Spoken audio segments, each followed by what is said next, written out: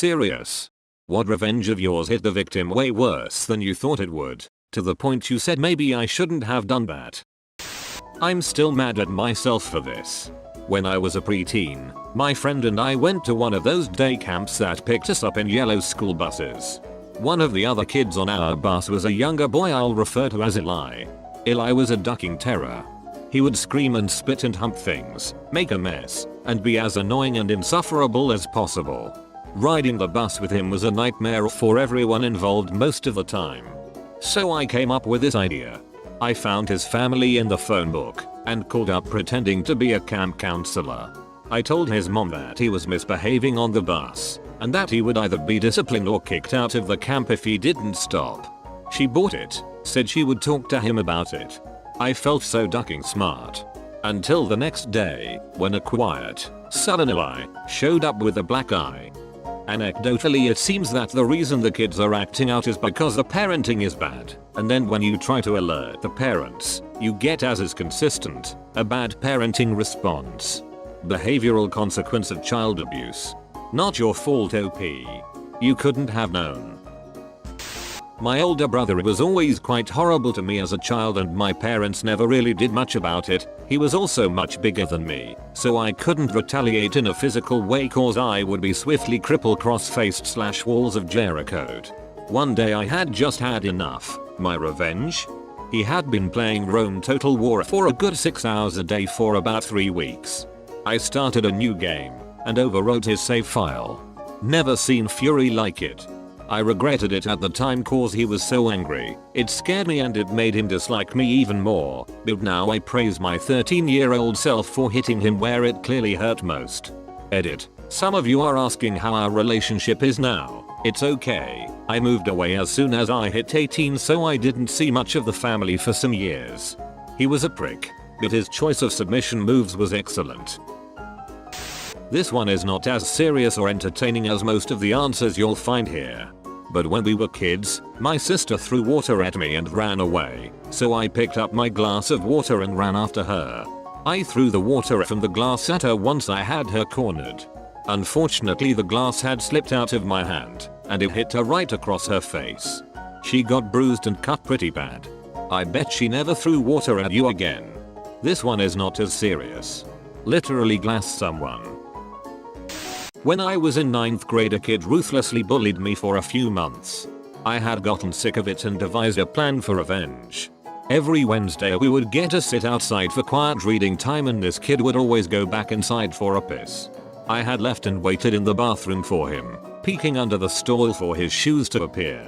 He came in the bathroom, took his piss, then played on his Game Boy for the rest of reading time. The bell rang and he walked out to the crowded stairwell, still looking down at his Game Boy. I bumped into him. He fell face first down the stairs, knocked out for front teeth. Everyone on the stairs assumed he fell because he was playing his Game Boy. I feel pretty bad about it. Co-worker and I had a friendly prank war spanning 2 years. Close to the end of our war, he iced my car. Icing involved taking the hose to the parking lot every half hour and spraying a light mist over your victim's car when it's below 0 out. I finished my 12-hour shift to find a car encased in 2 inches of ice. My revenge was, I thought, both more inconvenient for him and less freezing my balls off for me. I decided to take a bedsheet, drape it over his car, and only took 4 or 5 trips out with the hose the next night. So the next morning, he finds his car with a 1/4 inch of ice freezing a sheet to his car. When he started peeling off the sheet, he pulled his windshield wipers, arms and all, off of his ratty Jeep. I got a very pissed off phone call. I felt bad. The unwritten rule was, embarrassing or inconvenient, no damage. I paid for repairs, and he got his revenge. He planted a dozen pieces of smoked herring throughout my car. Took me 6 months to find the last piece. Hidden under the carpet under the back window of my car. I can still smell it. I don't even own the car anymore. Lasting smells definitely sounds like permanent damage that will trash your car's market value. No damage. Proceeds to damage your car.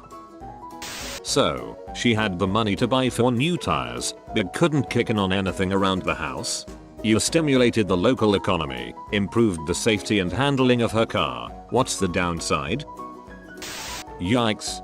When my friends and I were young, middle school or elementary age, there was this pair of sisters in our class.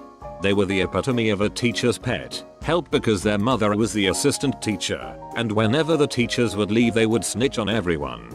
Sometimes if they didn't like you, they would make shit up and you would get in trouble still. My friends and I were quite annoying, so we obviously got blamed for shit that we didn't do. No matter what we did, we were never believed in our innocence. So we did the logical thing of talking to every other student in the class, and they shared our opinion of how much we all didn't like these girls. Everybody was fed up with their shit. So we wrote a paper stating the shatty things these girls were doing, and how everyone didn't like them and so on. We then got about 90% of our classmates to sign this paper. Then we gave it to the principal. I'm not 100% sure what happened next, but I do remember the principal coming into our class after recess, and she began to ask if this paper was true and so forth, and everyone who signed it agreed. A few days later these girls were kicked out of school, or maybe they left due to humiliation and parents decided to pull them from the school. Their mother was still the assistant teacher and she was crying about the whole thing, and she was saying things about how we are horrible and how could we lie about her angels. I felt a bit bad, but I was quite happy that those girls were no longer there because they were mean and massive liars. Back in middle school, a friend of mine threw a small wadded piece of paper at me. I retaliated by throwing the only thing I could find, which was mud close to my shoes. Smacked him right in the face with it. Worst part is, it turned out to be dog shat that was at the bottom of my shoe. I still vividly remember his angry "what the duck man, I throw paper at you and you throw dog shat?" But a lot of the boys in my 6th grade class thought it was hilarious to try and trip people. I don't know why this is so popular among this age group. Had the same trend at my middle school. One kid would grab the handles of backpacks and pull, which would lead to you landing on your back every time. I told him once that if he did it again, I was going to punch him. He did it again. I punched him. Still surprised I never got in trouble for that one. When I was little, my friends kept pointing at the little girl on the box of the board game Operation and saying it looks like me. So I pointed at the big fat guy and said that's your mom, and didn't realize she was behind me. One time I saw a truck with the typical, "How's my driving? Call XXX." So I call and tell them that the guy was driving erratically, because 16-year-old me thought that would be hilarious. The lady on the other end sounded like she was writing stuff down, and I started to panic realizing that I may be screwing with the driver's livelihood. So mid-conversation, I drop the phone on purpose and pick it up and deepen my voice to say, "This is foreseeable past dad." Apparently he thought it'd be funny to call the number on the back of your trucks as a prank. The lady was understanding and said that it's nothing to mess around with, as they take driving safety very serious. I continued to feel bad, so I told her that my son would like to apologize. So I dropped the phone again and apologized in a regretful way and then hung up. Probably the most elaborate, stupidest thing I've ever done. Haha, you still did the right thing in the end, kudos. I don't know what it was, but a lot of the boys in my 6th grade class thought it was hilarious to try and trip people. They'd get your ass no matter how careful you were. Well, I was pretty good at avoiding it, but when I was in gym class, this kid named Joey got my ass hard. I was dribbling down court and he nailed me. I face planted hard. So I thought about how to get him, and I got him at lunch. He was holding a lunch tray, so his hands weren't as useful. He nailed a table and lost a tooth. I got suspended for 10 days, and a strict no tripping policy got implemented. Immediate suspensions if caught. Shirt sucked. My dad beat my ass raw. Sorry, Joey. Joey deserved it. He did. How come he didn't get suspended? Probably because OP didn't shed any blood or no one saw Joey do it. You don't get punished for breaking the rules. You get punished for getting caught. Had a roommate who basically let his new GF move into our house in college.